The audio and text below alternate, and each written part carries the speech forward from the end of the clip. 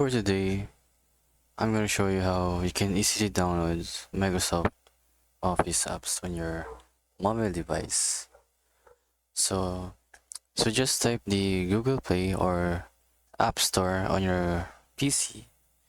If you're using PC, just type Google Play. But if you're using a phone, just open the App Store. So you're going to search Microsoft Office Copilot. So you can use either Microsoft 365 Copilot or Microsoft Office.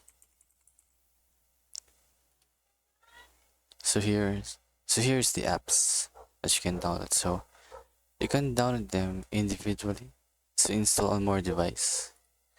You can install Copilot. So when you install it, you're actually choosing a device on whether you can install it or not. And here's the other Microsoft Office apps that you can install on your mobile phone devices. So that's pretty much it. Thank you for watching.